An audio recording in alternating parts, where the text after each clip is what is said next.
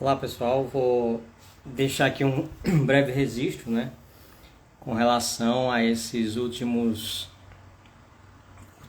acontecimentos aí no carnaval, né, o que realmente bombou aí com relação à questão do Apocalipse, o arrebatamento e as últimas coisas, né? Então, muito se tem falado sobre isso, muito se tem debatido, né? A maioria das questões são debates sem muito aprofundamento, né? Sem muito conhecimento, e até mesmo no âmbito dos religiosos também tem muita confusão, digamos assim, muita fantasia em torno desse tema, né?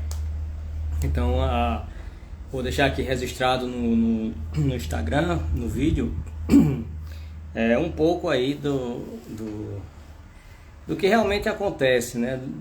Na verdade, a doutrina do arrebatamento, ela é muito famosa, né?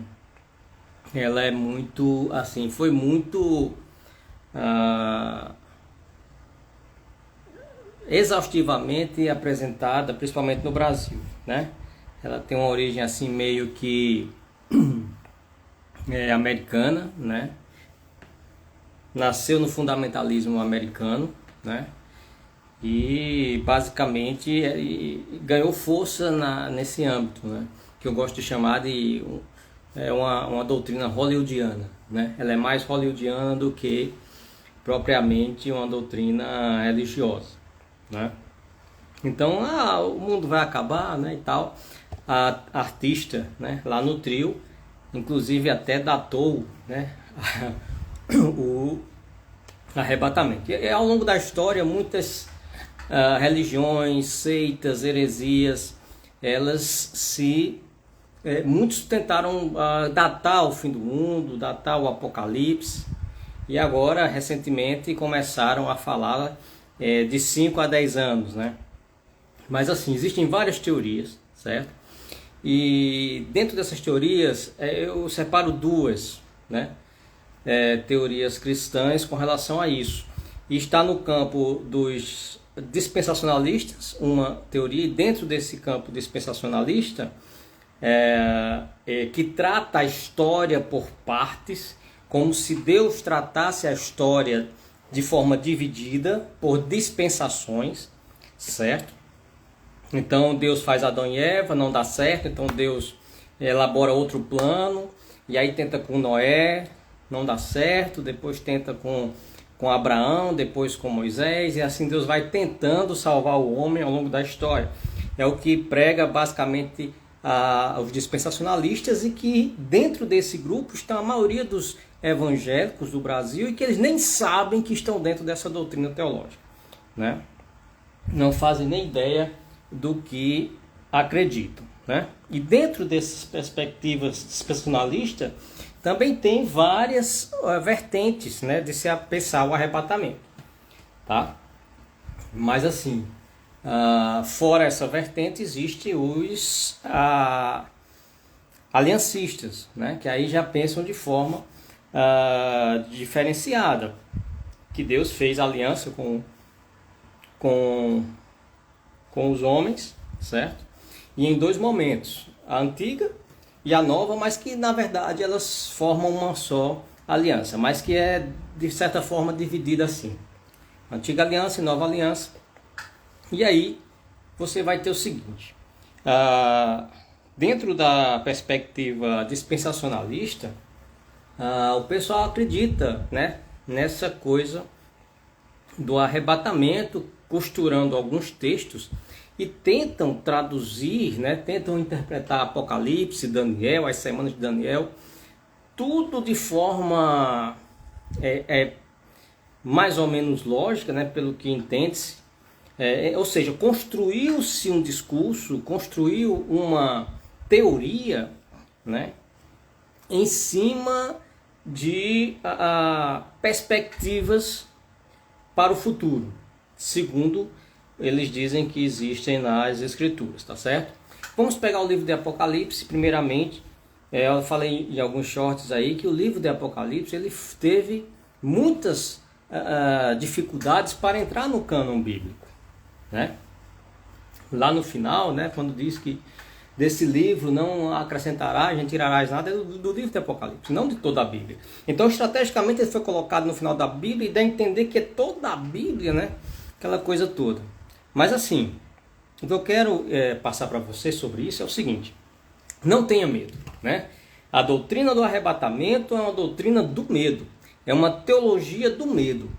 Pretende converter as pessoas por meio do medo de Deus, do medo do juízo de Deus, certo? Então a primeira coisa que a gente tem que combater aqui é a questão desse medo, né? Jesus veio pregar a graça e o amor de Deus, né? E o que nós devemos crer em termos de final dos tempos e fim dos dias é o que Jesus falou em Mateus 24, de forma serena, né? De forma tranquila,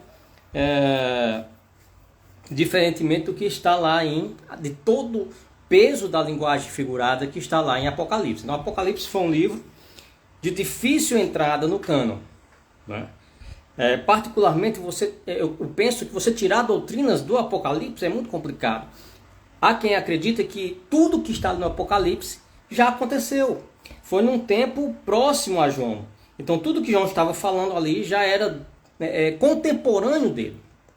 Uma linguagem totalmente simbólica, voltada para os cristãos da época. E esses cristãos da época já entendiam o que estava sendo dito, né? Ele, com medo da perseguição, eles não podiam falar abertamente da fé. Então ele trata de toda aquela simbologia, 7 selos e dragão, espada e não sei o quê. E a igreja da época entendia essa simbologia. Então foi para eles. E a besta possivelmente já tenha sido o imperador romano da época, né? E tudo aquilo aconteceria de imediato, porque os cristãos ali contemporâneos de Jesus e pós-Jesus, alguns no mesmo século, né? Eles já acreditavam que o fim do mundo aconteceria de imediato, né?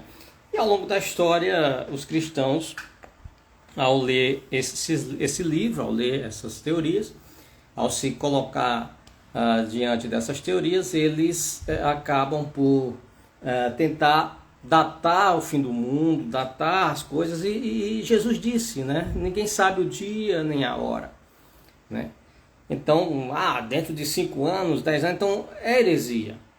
Então, se levantar no meio do povo, isso indica um indício forte de fanatismo religioso, né? Vale a mensagem? Vale a lembrança de Deus? Vale colocar ali no meio de todo mundo ali na bagunça, você vir com uma reflexão dessa, né? Vale o choque, né? Vale a reflexão, certo? E de contrapartida, a outra proposta também de se colocar, né? Contra também é natural, certo? Porque verdadeiramente, né, Deus está acima de tudo, de toda teoria, né? Um pastor certa vez disse que Deus está além das capas das Escrituras, né? Deus não fez a Bíblia para ele estar subjugado, né, a Bíblia, né?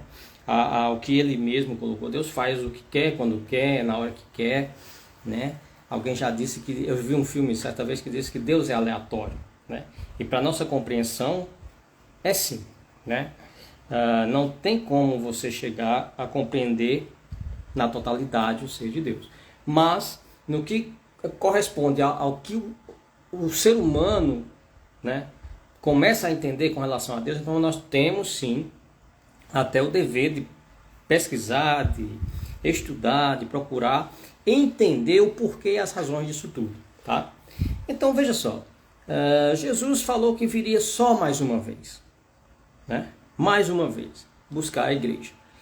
Então isso é o que temos nas Escrituras. Só que a doutrina do arrebatamento, ela afirma que, seja ela pré ou pós-tribulacionista, afirma que a igreja ela será arrebatada, né, num piscar de olhos espiritualmente, né? As pessoas de repente desaparecerão, né? Então isso já seria uma segunda vinda de Cristo. Depois teria então uma outra vinda, né? A vinda para ser estabelecido o milênio. Então todo olho verá, toda língua confessará, né, que Ele é o Senhor. Então seria a terceira vinda. Então esse é o problema, um dos problemas principais da teoria do arrebatamento.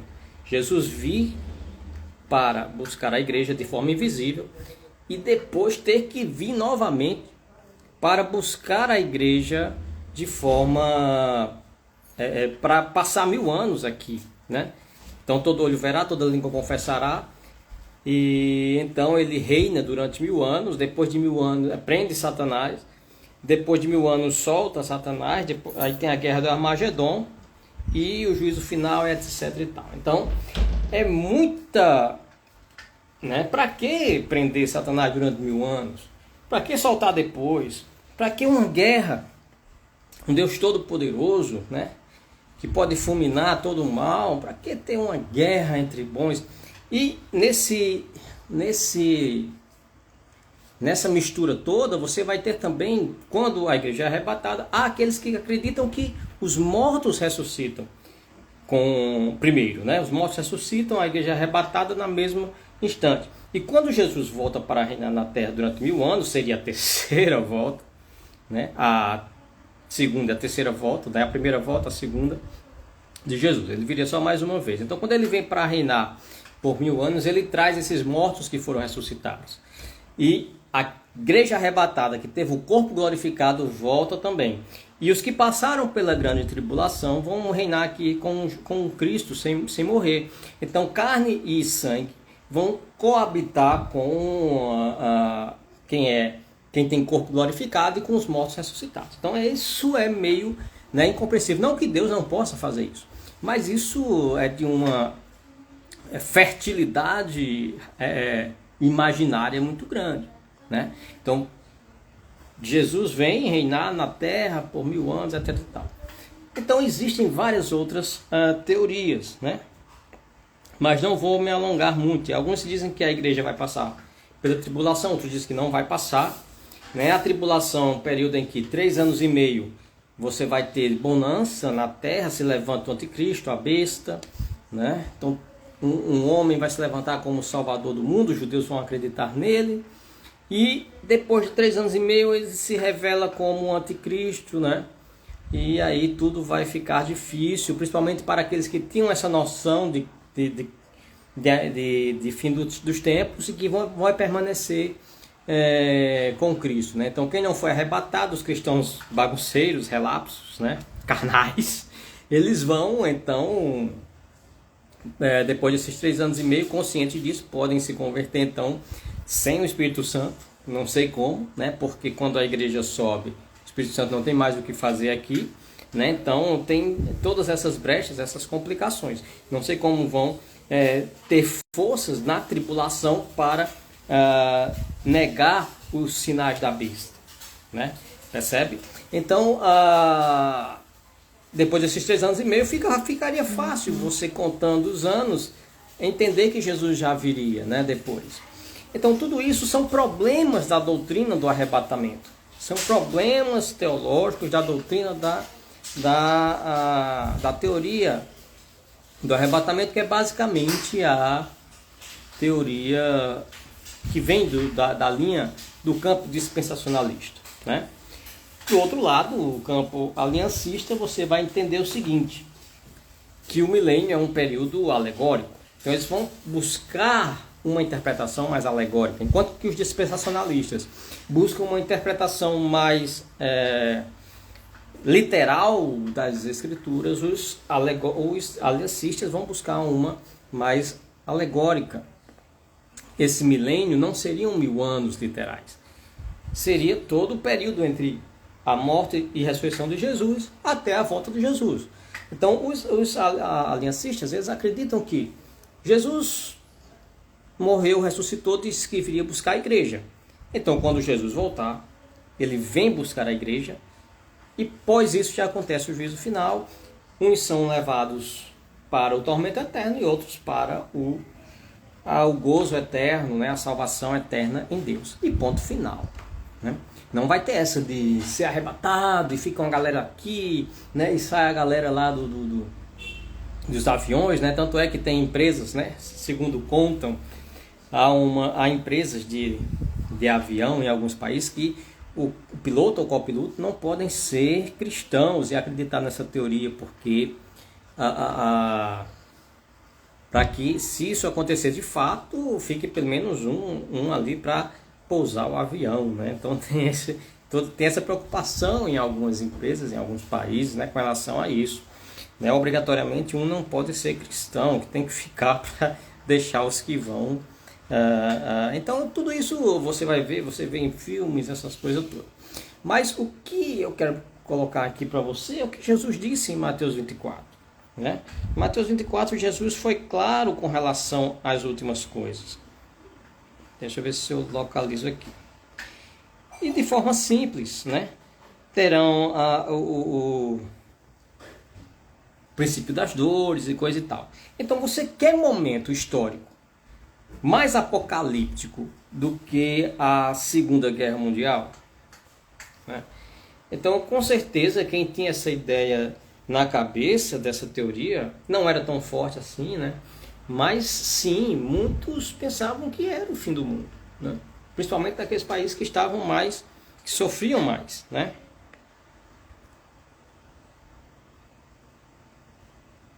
Só um instante aqui, Jesus respondeu e disse: acautelai-vos que ninguém vos engane, né? Mateus 24, 4, acautelai-vos que ninguém vos engane. Porque muitos virão em meu nome, dizendo eu sou o Cristo, e enganarão a muitos. E ouvireis de guerras e rumores de guerras. Né? Então, guerra na história humana é uma rotina. É uma rotina. Né? Agora, o que vai acontecer? Ouvireis rumores de guerras, olhai, não vos assusteis, porque é mistério que isso tudo aconteça, mas ainda não é o fim. Ouvirás guerras e rumores de guerra. E a história da humanidade sempre tem guerras. Mas não, acautelai-vos, né? Se tranquilize. Porquanto se levantará nação contra nação e reino contra reino, e haverá fome, peste e terremotos em vários lugares. Acontece sempre na história da humanidade. Então vos hão de entregar para serdes atormentados, né, os cristãos.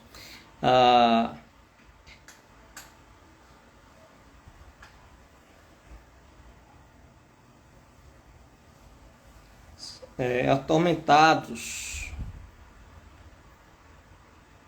Mas todas essas coisas são o princípio das dores. Então vos hão de entregar para seres atormentados e matar-vos-ão, e sereis odiados de todas as nações por causa do meu nome. E aí, neste tempo, muitos serão escandalizados e trair-se-ão uns aos outros, e uns aos outros se odiarão. E surgirão muitos falsos profetas e enganarão a muitos. Eis a questão, né? E as pessoas gostam de ser enganadas. E o pior é isso. O discurso. Vou trazer um momento aqui para nós começarmos a analisar os discursos.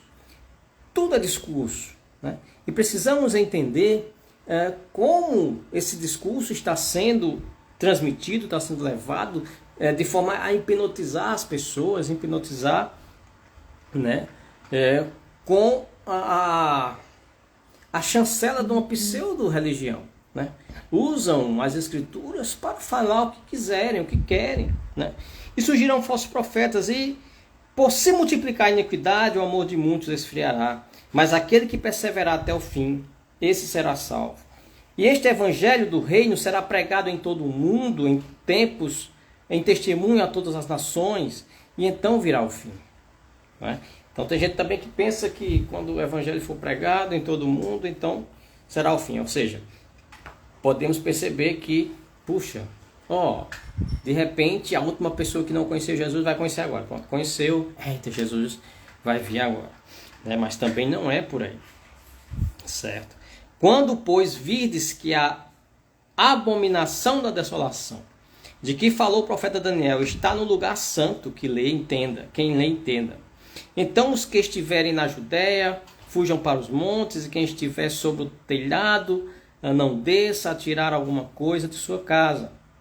E quem estiver no campo, não volte atrás a buscar as suas vestes. Mas ai das grávidas e das que amamentam naqueles dias, e orai para que a vossa fuga não aconteça no inverno, nem no sábado, porque haverá então grande aflição, como nunca houve desde o princípio do mundo até agora, nem tampouco há de haver, né?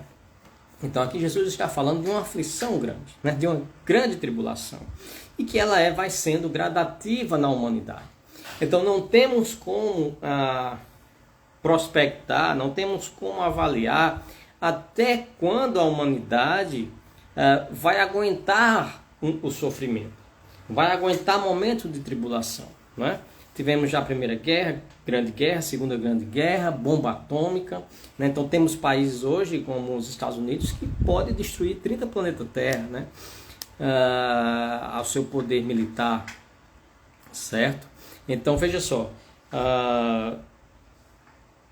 Jesus está falando de grandes eventos, né? Que não vamos ter para onde ir mais, para onde correr. E se aqueles dias não fossem abreviados, nenhuma carne se salvaria, mas por causa dos escolhidos serão abreviados aqueles dias, né? Então, há uma indicação de que os escolhidos, a igreja, estará nesse momento difícil da humanidade, que ninguém sabe quando será, né? Porque surgirão falsos cristos e falsos profetas e farão tão grandes sinais e prodígios que, se possível for, enganariam até os escolhidos. Eis que eu vos tenho predito. Portanto, se vos disserem, eis que está no deserto, não saiais. Eis que está no interior da casa, não acrediteis, né? Ele está ali, está acolá. Não acredite nessas bobagens. Quem fala isso ou aquilo. Porque assim como o relâmpago sai do oriente e se mostra no ocidente, assim será também a vinda do Filho do Homem, né? Então é narrado como algo, né, tremendo, em um momento de ápice da dificuldade na humanidade, certo? Que ninguém sabe quando será. Nem Jesus Cristo sabia, né? Ele disse, nem eu sei, né? Como é que se levanta alguém hoje e começa a dizer daqui a 5 dias, daqui a 5 anos, daqui a 10 anos, né? Isso sempre existiu, né? Sempre se levantou alguém por conta desse apego a essa doutrina. Essa é uma doutrina que contagia, né? Ela é uma doutrina que, pelo medo, né, ela atrai, né? Atrai, porque somos atraídos muito pelo medo. Pois onde estiver o cadáver, aí se ajuntarão as águias. Logo depois da aflição daqueles dias, o sol escurecerá e a lua não dará luz, e as estrelas cairão do céu, e as potências do céu serão abaladas. Então aparecerá no céu o sinal do Filho do Homem. Todas as tribos da terra se lamentarão e verão o Filho do Homem vindo sobre as nuvens com poder e glória. Então todos vão ver. Então não há essa de que Jesus vem, arrebata a igreja sem ninguém ver, volta depois de um tempo, depois de 7 anos, né? Período de bonança, período de tribulação. Então Jesus vem, reina, né? Prende a besta, prende o anticristo, o Satanás, e reina por 1000 anos na terra. Depois solta Satanás e a turma dele. Aí tem a guerra do Armagedon. Para que isso? Jesus é claro aqui. As coisas vão ficando difíceis ao ponto ápice da humanidade, né? Isso a gente já pode prever com relação ao próprio alimento, né? O mundo hoje está com 8 bilhões de pessoas. É praticamente impossível daqui, se continuar assim, né, de ter assim possibilidade da terra gerar alimento. Então isso é gradativo. Vai chegar um ponto em que tecnologias não vão adiantar, né? Questão da criminalidade vai aumentar, enfim. Vai chegar um ponto ápice de dificuldade na vida humana, e que ninguém sabe exatamente quando será, né? Mas Jesus diz, olha, isso vai acontecer, isso é gradativo na humanidade, é como dores de parto, né? Começa aos poucos, vai aumentando, mas isso na história. Eu estou falando aqui da doutrina da qual eu me identifico mais, que é da aliancista, né? Abandonando, aqui nós já falamos da dispensacionalista, né? Que acredita no arrebatamento. Então a questão é essa, né? Não há essa coisa de Jesus vir, arrebata, então ele já vem uma segunda vez, e depois de 7 anos vem de novo para reinar durante 1000 anos, é a terceira vez que Jesus viria, né? Então essa doutrina é totalmente atípica e não está naquilo que Jesus disse, né? Então aparecerá no céu o Filho do Homem, vindo sobre as nuvens com poder e glória, né? Com poder e grande glória, e todas as tribos da terra se lamentarão, né? Então será um evento único. Jesus vem já para dar o veredito, já vem para detonar geral, né? Não tem brincadeira não tem molezinha não tem essa de você, a galera foi arrebatada e depois você querer se converter depois sem o Espírito Santo e tal, fica difícil entender demais essa doutrina, né? Então olha só, e ele enviará os seus anjos com rijo, clamor de trombeta, os quais ajuntarão os seus escolhidos desde os 4 ventos e uma outra extremidade dos céus. Aprendei, pois, esta parábola da figueira. Aí ele fala a parábola, né? Da figueira, quando já os seus ramos se tornam tenros e brotam folhas, sabeis que está próximo o verão. Igualmente, quando vides todas estas coisas, sabei que ele está próximo às portas, né? Em verdade vos digo que não passará esta geração sem que estas coisas aconteçam. Olha só que interessante. Agora Jesus dá um lance aqui para a gente. Ó, isso acontece a cada geração. Cada geração tem os seus males, tem os seus momentos de pico, de dificuldade, né? E quando é que Jesus aparece para cada geração, né? Interessante isso. O céu e a terra passarão, mas as minhas palavras não hão de passar. Mas aquele dia e hora ninguém sabe, nem o anjo do céu, mas unicamente meu Pai, né? Então não adianta datar, não adianta prever quando, né? Então para a geração passada, muitas coisas aconteceram que podiam determinar o final para eles. Na nossa geração, muitas coisas já têm acontecido que podem determinar um certo final, né? Mas na próxima geração, poderá ser ainda pior as coisas que acontecerão para elas. E a próxima, né? Então, em cada geração, tem os seus malefícios, mas haverá uma ápice, né? Um momento ápice para que tudo isso aconteça. E como foi dito a Noé, assim será também a vinda do Filho do Homem. Interessante, né? No período de Noé também teve isso, no final, né? Então, há ciclos nas Escrituras Sagradas que eles determinam esses fim do mundo, né? Para cada geração, né? É bem interessante pensarmos isso. Então, o ideal é entendermos o fim do mundo de forma atemporal, né? Deus é atemporal. Quando morremos, entramos na atemporalidade, né? Se é que morremos, né? Não vou entrar na questão de que estamos mortos ou vivos, né? Se existimos ou não, mas pressupondo que existimos e que estamos vivos, vamos entender que quando entramos na morte, entramos no estado atemporal. Então, quando morremos, nós entramos no momento em que o primeiro homem que morreu, como o último que ainda vai morrer, estão morrendo juntos, certo? Então, na morte já há o fim de todas as coisas. Então, com a morte nós damos um salto para este fim. Nós damos um salto para a vinda de Cristo. Nós damos um salto para o juízo final, né? Então, quando fechamos os olhos da morte, que abrimos, estamos diante do trono de Deus e do Cordeiro. Porque tudo para Deus acontece ao mesmo tempo, na mesma hora. Apenas no nosso tempo cronológico, para os que estão vivos, é que nós temos essa conversa de datar, de esperar, de ver quando vai ser, né? Mas quando vai ser o fim do mundo para mim? Quando eu morrer. Quando vai ser o fim do mundo, o juízo final e a vinda de Cristo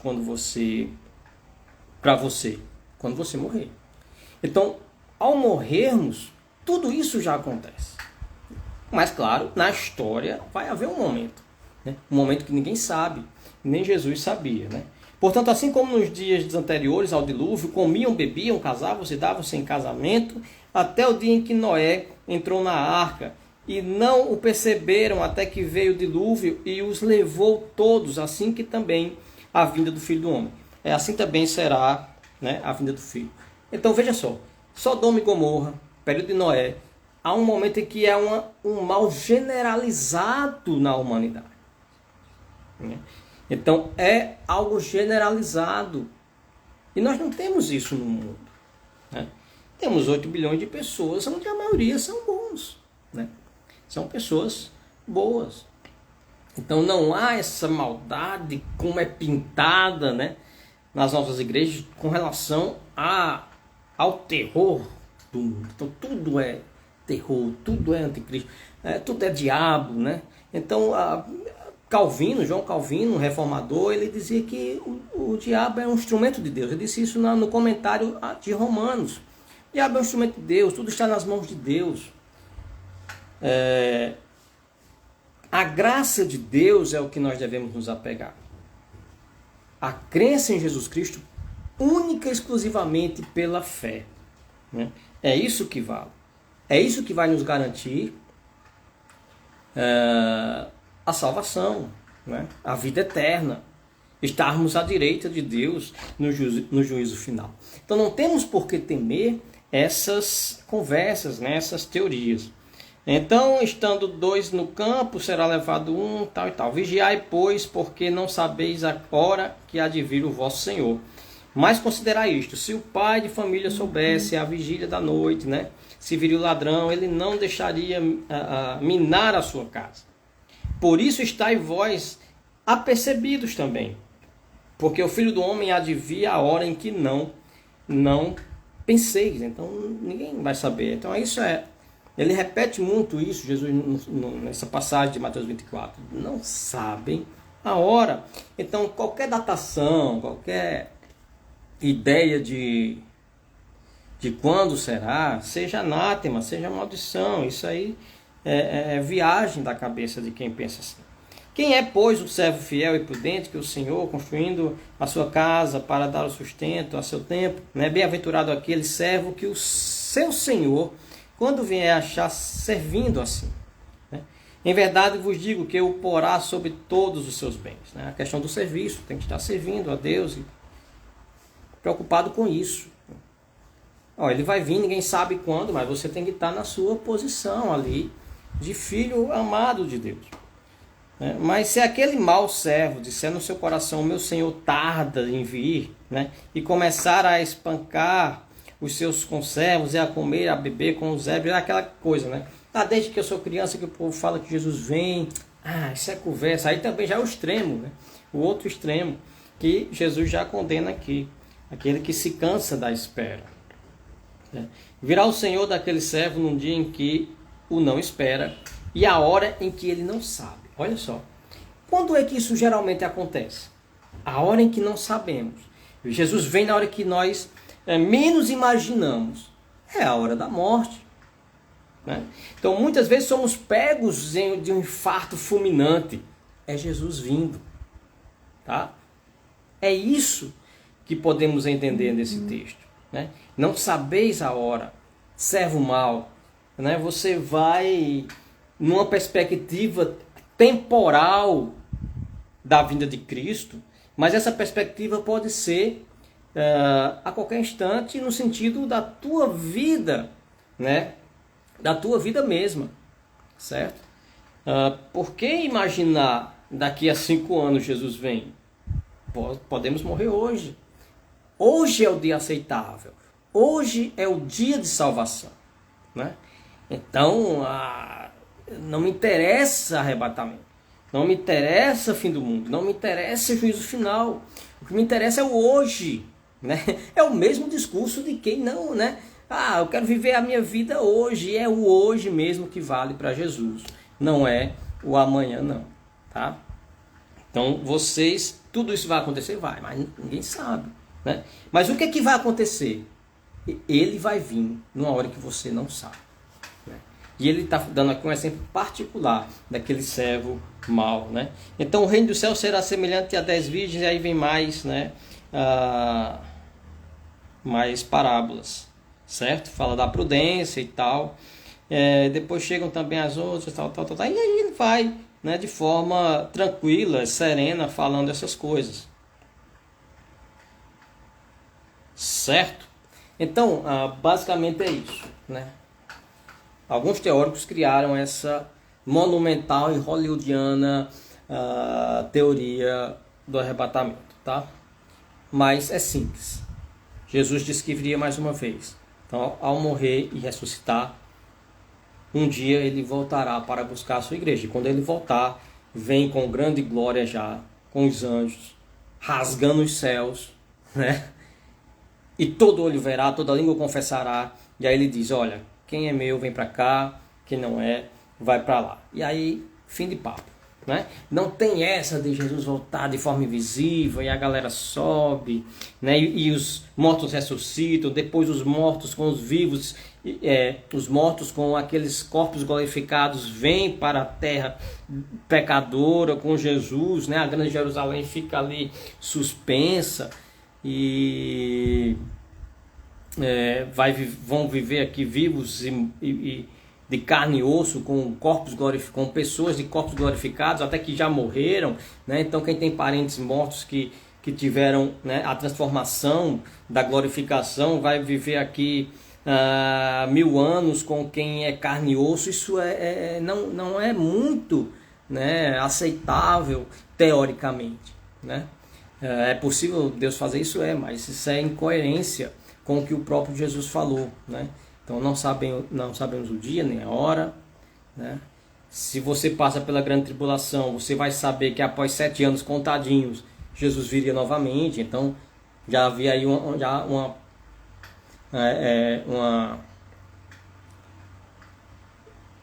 previsão, né, de que ele viria. Enfim, eu não concordo e não vejo muito por esse lado da teoria dispensacionalista. Prefiro a simplicidade de Mateus 24, teoria aliancista. O que importa é aceitarmos a Cristo por meio da fé, né? O que vem depois é só a vida eterna. É continuar a vida eterna que iniciamos na terra, né?